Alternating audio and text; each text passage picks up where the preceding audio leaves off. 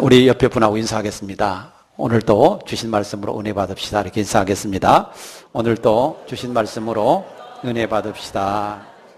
주신 말씀으로 은혜가 되기를 주님의 이름으로 축복합니다.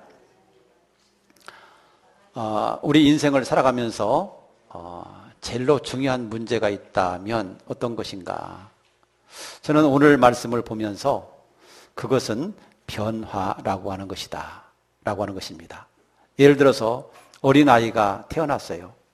그러면 어린아이가 항상 20살 먹어도 어린아이고 30살 먹어도 어린아이고 60살 먹어도 어린아이라면 어떻게 되겠습니까? 그것은 큰 걱정거리가 아닐 수가 없겠죠. 어린아이가 태어났으면 자라면서 변화해야죠. 키도 자라고 마음도 커지고 지혜도 커지고 그러면서 점점 성숙한 그런 사람으로 변화되어져 가야 되는 것입니다. 우리 예수 믿는 사람도 마찬가지일 거예요. 우리가 예수를 믿었습니다. 예수를 영접했습니다. 새로 태어났습니다. 그렇다면 그 후에는 어떻게 해야 되겠습니까? 그 다음에는 자라가야 될 줄로 믿습니다. 믿음이 자라고 마음이 자라고 영이 자라서 건강하고 성숙한 그런 그리스도인의 모습이 되어야 될 줄로 믿습니다. 그래서 예수님을 닮아가는 또 예수님의 삶과 예수님의 모습을 닮아가는 그런 사람이 되어야 할 것입니다. 그런데 나이는 들어가는데 삶의 변화가 없다. 주님 만날 시간은 자꾸만 가까워지는데 변화는 없다. 이것은 아주 심각한 문제가 아닐 수가 없어요.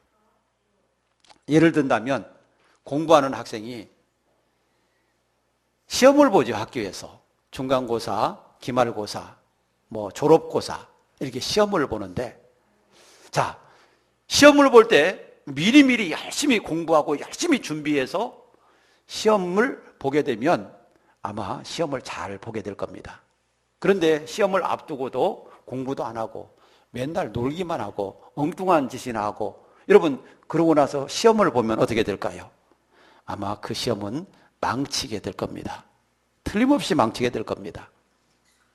여러분 그런 것처럼 우리가 변화한다라고 하는 것은 내 자신이 성장한다는 뜻이고 내 자신이 준비할 것을 준비한다라고 하는 의미가 되는 것입니다. 그런데 나이는 들어가는데 세월은 지나가는데 변화가 안 이루어지는 거예요. 이것은 심각한 문제인 겁니다.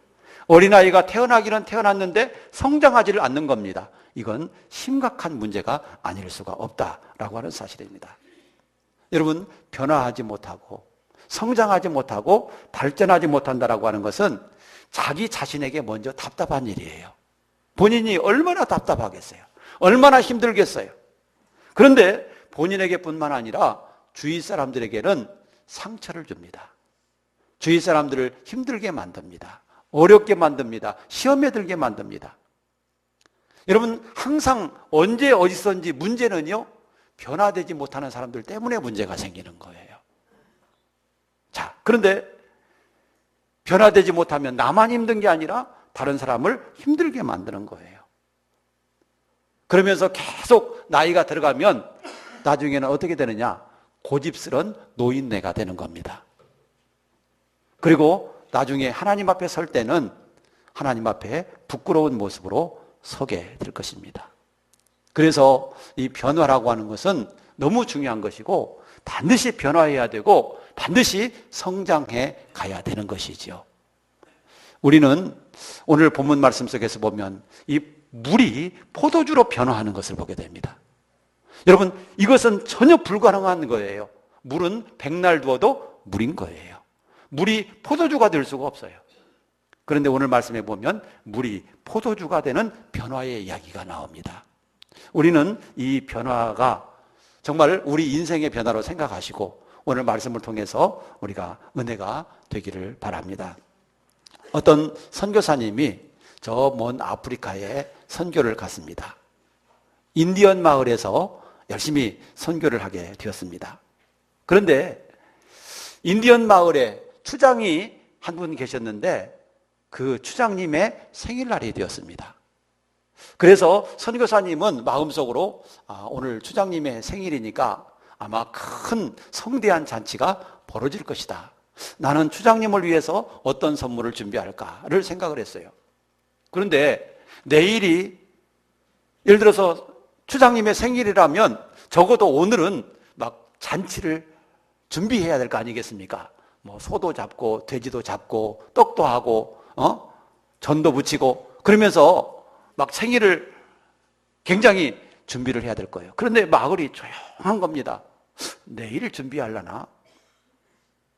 그런데 막상 생일날이 됐는데도 불구하고 조용하니 아예 생일 잔치를 할 생각을 안 하는 거예요. 그래서 추장님에게 이 선교사님이 궁금해서 물었습니다. 추장님, 오늘이 추장님의 생일인 줄로 알고 있는데 왜 추장님의 생일 잔치를 안 하는 겁니까? 하고 물으니까 그 추장님이 이렇게 대답을 했습니다. 자, 왜 생일 파티를 해야 합니까? 선교사님한테 추장이 하는 얘기가 왜 생일 파티를 해야죠? 자, 축하는 축하할 일이 있을 때 축하를 하는 거지 축하할 일이 아닌데도 불구하고 축하를 해야 합니까? 그렇게 물어보는 거예요. 그러면서 하는 얘기가 자, 나이 먹는 것이 무슨 축하할 일이라고 생일 잔치를 합니까? 나이는 먹는데요. 어떤 노력을 안 해도 나이는 먹습니다. 시간이 지나가면 그냥 나이는 먹는 거예요. 그런데 왜 축하해야 됩니까? 추장이 이렇게 얘기를 하는 거예요. 가만히 들어보니까 뭐 그 이론도 맞는 것 같기는 해요. 그런데 괜히 생일잔치 안 하느냐고 물었다가 머쓱해져 가지고 그러면 축하는 언제 합니까? 하고 이렇게 물어보니까 축하할 일이 있을 때 하는 것이죠. 뭐 좋은 일이 있다거나 뭐 발전한다거나 전에는 미련했는데 명석해졌다거나 사업이 잘 됐다거나 무슨 좋은 일이 있을 때 축하는 하는 거죠. 작년보다도 올해가 더 좋아지고 변화됐다면 그건 축하할 일이죠. 축하는 그런 때 하는 겁니다. 그러면서 추장이 이야기를 하는 거예요. 사랑하는 여러분, 이 추장님의 이야기 속에서 발견할 수 있는 것은 사람이 변화하는 것은 아름다운 것이고 변화하는 것은 축하받을 일이고 축하받을 일은 변화하는 일은 잔치할 일이다 라고 하는 것이죠. 변화라고 하는 것은 그렇게 소중한 것입니다. 여러분, 옛날에 저희 어려서 저희 어머님이 밥을 이렇게 했는데 저희는 가족이 어려서 많았어요. 형제가 8남매에다가 할아버지, 할머니, 또 아버지, 어머니, 고모, 늘 이렇게 계시니까 보통 한 10명 이상, 10명 이상 밥을 먹어야 돼요. 그러니까 이 밥을 한 소씩 밥을 하세요. 그런데도 불구하고 한 끼 먹으면 없어지니까 또 밥을 하고 또 밥을 하고 삼시세끼 그렇게 밥을 하고 한 달이면 쌀 200kg 한 가마니씩을 먹는 거예요. 가족이 많다 보니까. 그런데 어떤 때 밥을 많이 해놓고 남으면 찬밥 되잖아요. 식은 밥 되잖아요. 그럼 밥이 쉬려고 하면 여러분 같은데 거기다가 누룩을 좀 넣고 그것 가지고 식혜를 만들어요. 그러면 그게 또 달달하니 얼마나 맛있습니까? 여러분, 이 음식이라고 하는 것은 놔두면 변하고 냄새나고 또 세균이 생기고 건강에 나빠요. 그런데 그걸 적절하게 요리를 하면 또 변화돼 가지고 새로운 음식이 되고 건강에 이로운 음식이 되는 것처럼 여러분, 사람도 이렇게 변화해야 되고 사람도 이렇게 발전해야 된다라고 하는 것입니다. 그래야 멋있는 사람이 되고 맛있는 사람이 되고 매력 있는 사람이 되고 고상한 사람이 되는 거죠.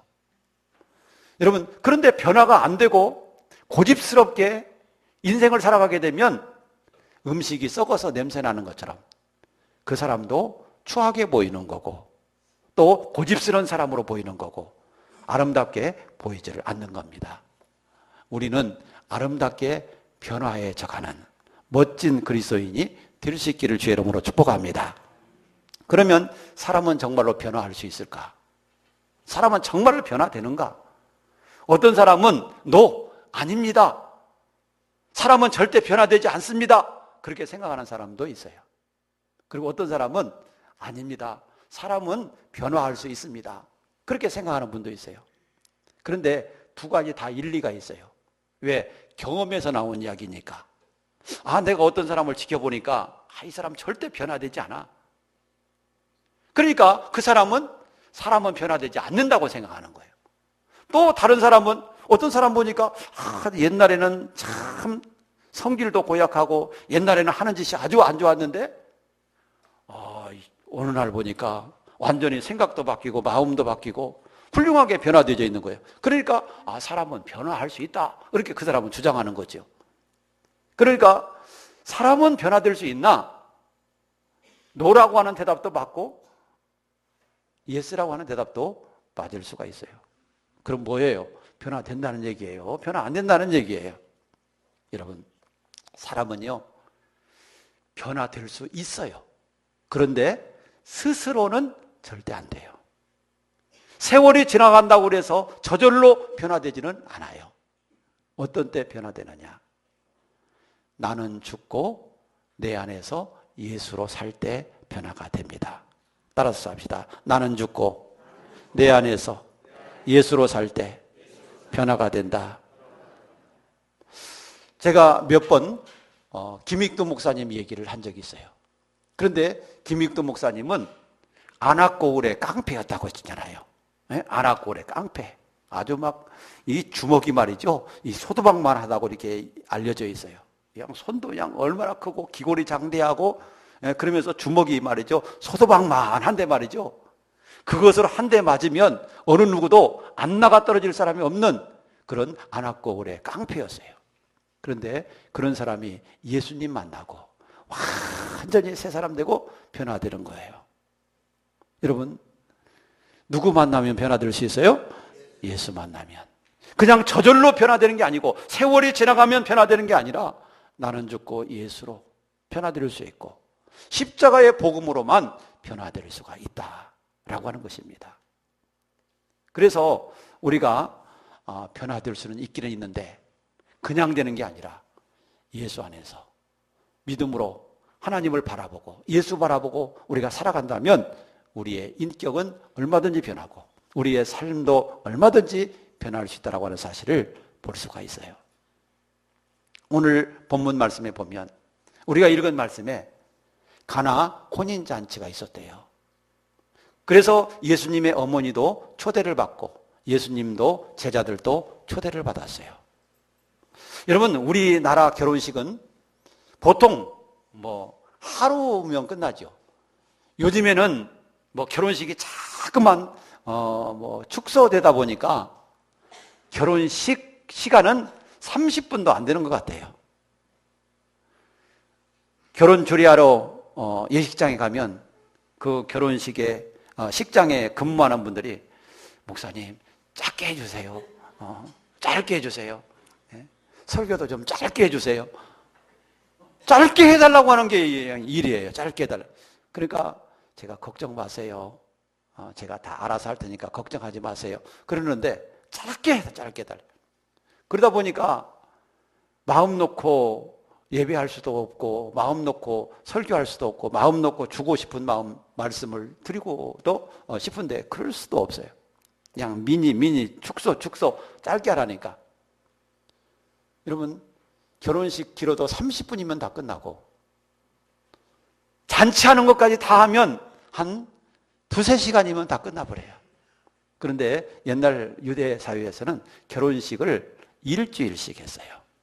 한 주 동안 잔치하고 한 주 동안 막 신부와 신랑이 함께 잔치하고 또 온 가족이 함께 잔치하고 동네 사람이 함께 잔치하고 그러면서 일주일 걸렸어요. 자, 이렇게 잔치를 하다 보니까 음식도 많이 들어가고 필요한 게 많이 있을 거 아니겠어요? 오늘 이 갈릴리 가나 혼인잔치에도 아마 그 음식을 많이 준비했을 거예요. 그런데 예상치 못하게 손님이 많이 왔는지 포도주가 모자란 거예요. 자, 큰일 났어요. 여러분, 유대 사회에서 포도주는 없어서는 안 되는 음식이에요. 반드시 필요한 음식이에요. 그런데 아직 잔치도 끝나지도 않았는데 포도주가 모자라니까 어떻게 하면 좋겠어요? 그래서 걱정이 생긴 거죠. 자, 이런 심각한 문제가 발생하게 됐는데, 자, 오늘 성경 말씀 속에서 보니까 물이 포도주로 변하는 사건이 있었어요. 자, 어떻게 물이 포도주로 변하는 놀라운 이 변화가 있었는가? 우리가 오늘 본문 말씀을 보면 중요한 두 가지 사건을 우리가 만날 수가 있어요. 중요한 두 가지 사건을 만날 수가 있는데, 첫째는 주님이 개입해 주셨다는 겁니다. 문제 속에 주님이 함께 하시고 주님이 개입하셨다는 거예요. 이게 중요한 거예요. 예수님의 어머니가 예수님에게 찾아와서 하는 말이, 지금 혼인잔치에 중요한 포도주가 떨어졌습니다. 어찌하면 좋겠습니까? 그러니까 예수님이 어머니에게 뭐라고 그랬어요? 나와 무슨 상관이 있나요? 그랬어요. 지금 예수님은 이 잔치집과 무슨 상관이 있나요? 예수님은 손님으로 초대받아서 간 거예요. 손님이 음식에 대해서 걱정할 이유는 하나도 없어요. 음식이 떨어졌다고 뭐 손님이 걱정해야 되나요? 주인이 걱정해야지. 포도주가 떨어졌다고 손님이 걱정할 이유는 없는 거예요. 주인이 걱정할 문제잖아요. 그런데 예수님의 어머니가 예수님께 찾아와서 포도주가 떨어졌다고 걱정하니까 예수님이 하시는 말씀이, 나와 무슨 상관이 있습니까? 나와 무슨 상관이 있습니까? 나는 이 집 주인과 나와는 아무런 상관, 내가 책임져야 될 이유가 없다는 얘기지. 내가 책임져야 될 이유. 여러분, 그럼에도 불구하고 주님이 개입을 하시기 시작합니다. 왜 개입을 하셨겠어요? 왜 개입을 하셨나요? 그 이유는요, 어머니의 심각한 부탁이 있었기 때문에 개입을 한 거예요. 어머니가 도와달라고 하니까, 어머니가 부탁하니까 개입을 하게 된 것이죠. 아무 상관도 없는 사이인데 어머니가 부탁하니까 개입을 하게 됐어요. 여러분, 중요한 것은 예수님과 나와의 관계입니다. 그게 중요합니다. 예수님과 나와 아무런 관계가 아니라면 예수님과 나와 무슨 상관이 있나요? 예수님과 나와 아무런 관계가 아니라면 아무런 상관도 없는 거예요. 예수님은 예수님이고 나는 난 거지요. 그런데 우리는 어때요? 예수님과 나와의 관계가 어떤 관계인가요?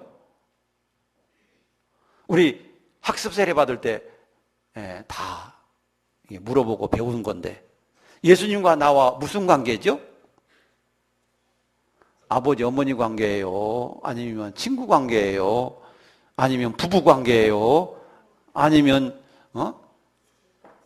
주와 종과의 관계예요? 우리는 예수님을 뭐라고 부르죠? 한번 따라서 한번 해봐요. 주여. 우리는 그렇게 부르잖아요. 주여! 기도할 때. 주여! 그렇게 부르잖아요. 예수님과 나와는 무슨 관계예요? 주인 관계예요. 주인 관계. 예수님에게 주여라고 부르는 것은 예수님은 나의 주인이십니다. 그런 뜻이에요. 따라서 합시다. 예수님은 나의 주인입니다. 그러면 예수님이 나의 주인이라면 나는 예수님의 뭐예요?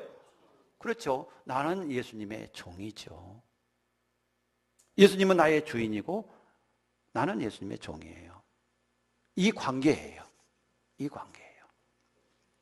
자, 그런데 종은 어떻게 사는 게 종의 삶인가요?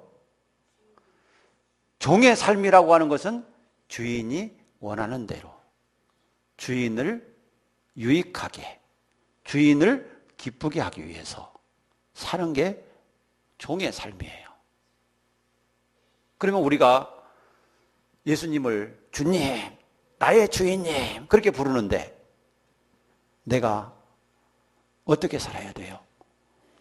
예수님의 말씀, 예수님의 뜻을 따라서 예수님을 기쁘시게 하고 예수님을 영원하게 하기 위해서 우리가 살아가야 되는 것이죠. 그렇게 살아야 맞은 거예요.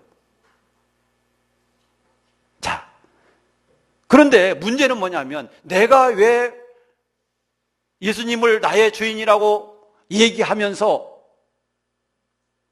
내 안에서 예수님의 아무런 능력도 나타나지도 않고 예수님의 역사도 일어나지 않고 변화도 일어나지 않는가? 그 이유는 예수님이 나의 진정한 주인이 되지 못하기 때문에 그래요. 말로는 예수님이 나의 주인이라고 그래요. 그런데 사실은 예수님이 나의 주인 되지 못하고 있는 거예요. 예수님이 나의 주인이 아니라 마치 나의 종처럼 생각하는 거예요. 내가 주인이에요.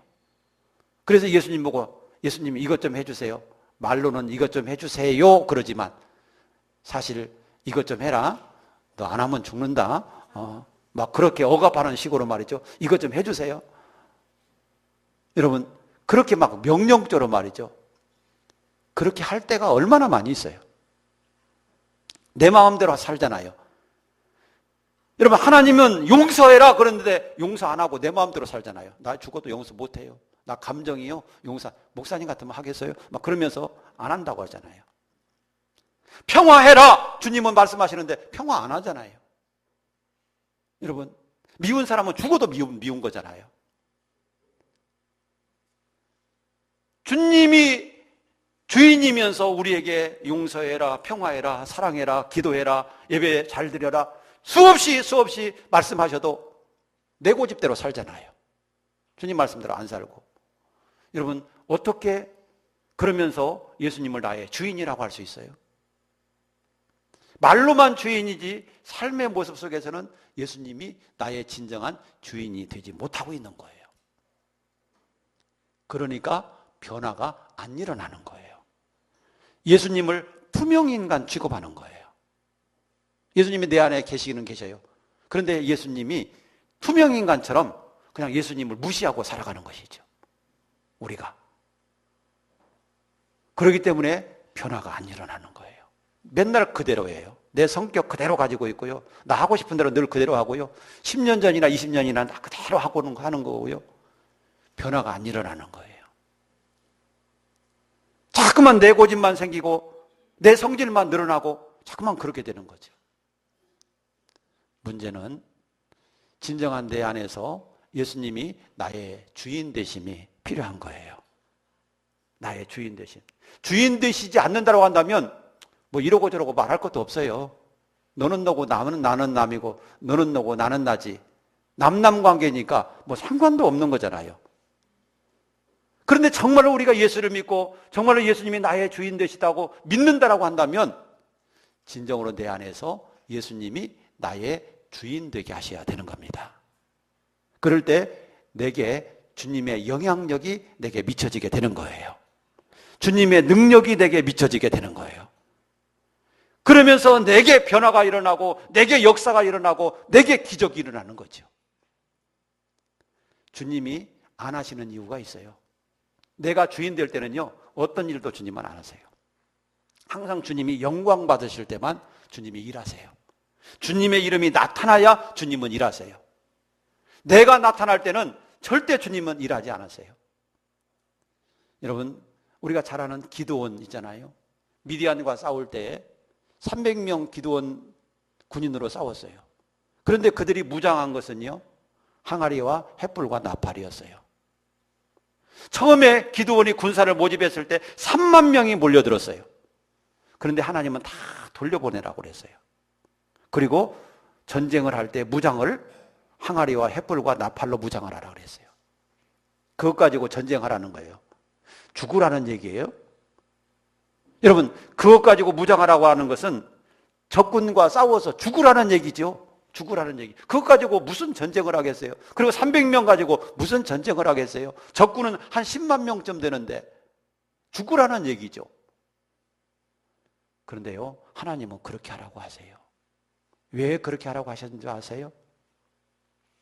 군사가 많으면 누구의 힘으로 이겼다고 할 것 같아요? 군사의 힘으로 이겼다고 할 것 같아요. 칼로 무장하고 무기로 무장하면 무기 가져와서 이겼다고 할 거예요. 그런데 기드온의 군사는 300명밖에 없어요. 무장한 무기도 싸우는 무기가 아니라 항아리와 나팔과 횃불이었어요. 이거 가지고 전쟁할 수 있는 게 아니에요. 자, 그럼에도 불구하고 전쟁을 했어요. 결과는 이스라엘의 대승이었어요. 누가 해줬다고 생각을 하겠어요? 그렇죠. 하나님이 해주셨습니다. 이건 하나님의 능력이고 이건 하나님이 우리와 함께 해주신 겁니다 하고 확실하게 이스라엘이 깨달은 거예요. 그리고 누구한테 영광을 돌려요? 하나님께 영광을 돌려요. 여러분, 우리도 마찬가지예요. 내가 무슨 일을 하려고 할 때 여러분 무슨 일이 되게 하면 누가 했다고 하겠어요? 내가 했다고 할 거 아니겠어요? 내가 지혜 있고 내가 능력이 있고 내가 똑똑해서 내가 했다 그렇게 생각할 거 아니겠어요? 그러니까 하나님이 안 하신다니까. 내가 하려고 할 때는. 그러면 네가 해보라고 그러고 하나님께서 안 하신다니까요. 모든 걸 하나님께 맡길 때, 하나님이 내 안에서 주인 되실 때 주인으로서 그 일을 하는 거예요. 지금 물이 포도주가 되는 거 예수님이 무슨 상관이냐고 하잖아요. 내가 주인도 아닌데 무슨 상관이에요? 나하고는 아무 상관이 없어요. 그런데 예수님이 어머니가 심각하게 부탁하잖아요. 꼭 해주셔야 됩니다. 이것은 주인으로서 역할을 해달라는 얘기예요. 주인으로서 역할을. 이런 부탁이 있을 때, 이렇게 맡겨주실 때 주님이 개입을 하시는 것이죠. 우리의 인생도 마찬가지예요. 내가 내 주인으로, 내가 나를 주장하며 살아갈 때 주님이 개입하실 수가 없어요. 주님이 개입하실 수 있는 것은 내가 주인에게 부탁을 하는 거죠. 내 인생을 책임져 주세요. 내 인생을 맡깁니다. 내 인생을 인도해 주세요. 그럴 때 주님이 우리 안에서 들어와서 개입하는 거예요. 그럴 때 역사가 일어나는 겁니다. 여러분, 여호사밧이 전쟁을 할 때, 아수르와 전쟁을 할 때 어떻게 전쟁을 했나요? 하나님이 찬양대를 조직하게 하고 찬양대를 앞서서 찬양하면서 그 적군 앞에 나가라고 그랬어요. 죽으라는 얘기죠. 여러분, 맨 앞에 우리나라가 전쟁을 한다면, 북한과 전쟁을 하게 된다면 어떻게 하겠어요? 맨 앞에 누가 나가야 돼요? 찬양대가 나가야 돼요? 탱크가 나가야 돼요. 네? 찬양대를 앞세우는 사람이 어디가 있겠어요? 탱크를 앞세워야지. 그런데 하나님은 아수르와 전쟁을 하면서 찬양대 보고 먼저 가래. 이 사람들 보고 먼저 가래. 네? 먼저 가래. 화살바지 되라고? 먼저 가래. 근데요, 찬양대원들이 앞서서 찬양대복을 입고 하나님을 찬양하세, 여호와께 찬양하세, 여호와께 영광 돌리세 하고 나갔더니 하나님께서 그들을 어지럽게 하셔가지고 그 찬양 소리가 일어날 때 하나님께서 그들을 어지럽게 하시고 두렵게 하셔가지고 하나님이 그들을 싹 멸하셨어요. 그래서 이스라엘이 승리를 했어요. 아이, 뻥도 그만 치세요. 나는 그 뻥이 아니라 성경에 그게 기록되죠. 그러니까 여러분, 이게 하나님의 능력이고 하나님의 역사예요. 하나님은요, 하나님에게 모든 것을 온전히 맡겨드릴 때 하나님이 역사하시는 거예요. 그래서 중요한 것은요, 주님이 내 안에서 주인 되게 하셔야 돼요. 주님이 내 안에서 주인 되게 하셔야 돼요. 그래서 내 생각도 내 마음도 주장하게 하셔서 주님이 내 인생을 이끌어 가시도록 그렇게 할 때 우리가 변화될 수 있는 거예요. 그래서 우리는 늘 주님 앞에 물어야 되는 거예요. 주님, 이럴 때는 어떻게 해야 돼요? 이런 문제가 있는데 이럴 때는 어떻게 하면 돼요? 항상 주님께 묻고 주님의 뜻대로, 주님이 인도하시는 대로 우리가 순종하며 나가야 돼요. 그게 주님의 주인 되심이고 그게 그리스도인이고 그게 우리 믿는 성도가 살아야 될 방향인 거예요. 그런데 내가 내 주인이 돼가지고 나 하고 싶은 대로 내 계획대로 막 움직이려고 그래. 내가 운전대에 딱 앉아가지고 주님 옆에 타세요. 내가 운전하는 대로 가려니까 주님 따라오기만 하세요. 여러분, 그런 거랑 똑같은 거예요. 운전대를 누구한테 맡겨야 돼요? 그렇죠. 주님께 맡겨야 돼요. 운전대를 주님께 맡기고 내 인생의 운전대를 주님께 맡기고 우리 인생을 살아가야 되는 거예요. 그럴 때 변화의 역사가 일어나고 여러분, 우리가 믿음이 성장하고 하나님이 주시는 은혜를 체험하고 기적을 경험할 수 있게 될 줄로 믿으시기 바랍니다. 물이 포도주가 되는 것은 이렇게 주님의 개입이 있는 거예요. 그러다 보니까 이 물이 포도주가 변화되는 놀라운 기적을 체험하게 된 것이죠. 자, 또 하나 중요하게 우리가 발견하고 교훈받아야 될 것은 절대적인 순종이 필요하다는 것이죠. 따라서 합시다. 절대적으로 순종하자. 예수님의 어머니는 먼저 예수님에게 부탁을 했어요. 포도주가 떨어졌습니다. 큰 문제입니다. 이거 큰일 났어요. 어떻게 하면 좋아요? 예수님에게 먼저 문제를 말씀을 드렸어요. 그리고 예수님이 개입해 주시고 예수님이 문제를 좀 해결해 주실 것을 간절히 부탁을 했어요. 그러고 나서 두 번째로 종들에게 하는 얘기가 뭐예요? 예수님의 어머니가 두 번째로 종들에게 하는 얘기는 예수님께서 너희에게 무슨 말씀을 하시든지 다 그대로 해라. 따라서 합시다. 다 그대로 해라. 그래요. 예수님이 무슨 말씀을 하시든지 다 그대로 해라. 여기서 다 그대로 하라는 말이 무슨 말이겠어요? 자, 이치에 맞든지 맞지 않든지 주님이 명령하시면 그대로 해라. 우리 같으면 어떻게? 이건 이치에 안 맞는데요. 주님이 명령하셔도 이건 이치에 안 맞아요. 그러니까 이건 하면 안 되는 거지. 이치에 맞게 해야지. 상식적으로 한번 생각해 보세요, 예수님. 이게 상식에 맞는 거예요? 그러지 말라는 얘기예요. 상식에 안 맞아도, 이치에 안 맞아도 주님이 하라면 하는 거예요. 아멘이십니까? 무슨 말씀을 하시든지 다 그대로 해라. 다 그대로 해라. 그것이 상식적이든지 비상식적이든지 과학적이든지 그것이 비과학적이든지 그거 따지지 말고 주님이 하라는 대로 다 해라. 그게 예수님의 어머니가 종들에게 부탁하는 얘기예요. 자, 이런 부탁을 하고 예수님의 어머니는 또 바빠서 가서 열심히 일을 도와주세요. 예수님이 한참 있다가 종들에게 다가가셔서 말씀을 하세요. 자, 우물에서 물을 길어서 이 돌 항아리에 가득 채우시오. 이 돌 항아리는요, 유대날의 돌 항아리는 어떻게 생겼느냐면 옛날 시골에 보면 학독 있죠? 절구 있죠? 절구. 근데 이 절구같이 비슷하게 생겼는데 좀 커요. 이렇게 아람들이. 이렇게 큰 돌 항아리인데 옛날에 그 돌로 절구처럼 그렇게 만들어 놓은 항아리예요. 그런데 그런 큰 돌 항아리가 우물 옆에 6개가 놓여 있었던 것 같아요. 그 집에는. 그래서 그 6개의 돌 항아리에 우물에서 물을 길어 가지고 그 돌 항아리에 물을 아귀까지 가득 채우라고 주님 말씀하셨어요. 가득 채우라.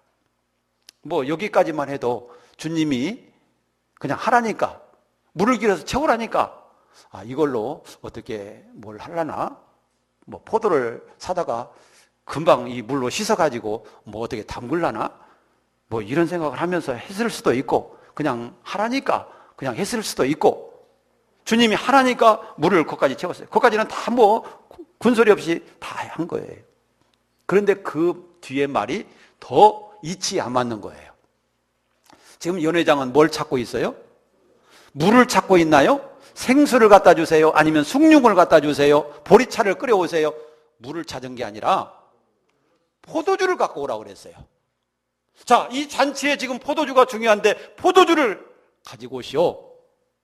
그렇게 말을 했는데 지금 주인은 그냥 난리가 났어요. 안절부절이에요. 포도주가 떨어져서. 그런데 예수님은 물을 우물에서 길어서 퍼다 부으라고 하고 그 물을 떠다가 연회장에게 주라는 거예요. 지금 그 물을 누가 길어 부었어요? 종들이 길어 부었잖아요. 자기들이 지금 우물에서 지금 퍼서 지금 길어 부었어요. 그런데 그 종들에게 예수님 뭐라고 말씀하세요? 포도주를 갖고 오라는 사람에게 이걸 떠다 주라는 거예요. 이건 미쳐서도 보통 미친 게 아니에요. 정신 말짱한 사람으로 보면. 안 그래요? 아무리 취했다 해도 술인지 물인지 모르겠어요? 아무리 취했다 해도 포도주인지 술인지 그 모르겠냐고요. 술 먹는 사람 다 알아요. 물인지 포도주인지. 자, 그런데 예수님이 물을 퍼다가 연회장에게 주라는 거예요. 포도주 갖고 오라는 사람에게. 여기에서 종은 예수님에게 한마디 할 수 있어요. 예수님, 죄송하지만요, 지금 연회장은 우리에게 포도주를 갖고 오래요. 물을 갖고 오라고 하는 게 아니라 포도주를 갖고 오래요. 그런데 물을 퍼다 주었다가는 야단 맞을 텐데요. 그런 소리 한마디쯤 할 수 있을 거 아니겠어요? 우리 허 권사님 같으면 안 하겠어요? 네. 그렇게 허 권사야, 저 포도주 갖다는 사람에게 물 퍼다 줘. 그러면 아무 말도 안 하고 아멘 그러고 할렐루야 그러고 갖다 줄 수 있겠어요? 내 생각에도 나 같아도 힘들 것 같아, 그게. 그런데 이 종들은요, 그대로 순종을 해요. 포도주 갖고 오라는 사람에게 지금 물 퍼다 갖고 가는 거예요. 그런데 갖고 가다가 기적이 일어난 거예요. 갖고 가다가 변화가 일어난 거예요. 이게 하나님이 바꿔주시고 주님이 바꿔주시는 것이죠. 무에서 유를 창조하시는 하나님이시고 없는 것에서 있는 것을 창조하시는 그 하나님께서 이렇게 바꿔주신 거예요. 그 연회장이 물로 된 포도주를 보고 뭐라고 칭찬을 해요? 사람이 처음에는 좋은 것을 냈다가 취한 뒤에는 나쁜 것을 내는 게 상식인데 이 집은 나중까지 좋은 포도주를 주었다. 극상품 포도주를 주었도다. 그러니까 예수님이 만든 포도주가 어떤 포도주라는 얘기예요? 핫질이 아니라 최상급의 포도주를 주님이 만들었다는 얘기예요. 여러분, 기적이 어떻게 해야 일어나는 거예요? 순종이에요. 절대 순종인 거예요. 여러분, 우리의 삶 속에서도 하나님의 기적을 체험하고 싶으세요? 하나님의 구원의 능력을 체험하고 싶으세요? 하나님의 역사를 만나고 싶으세요?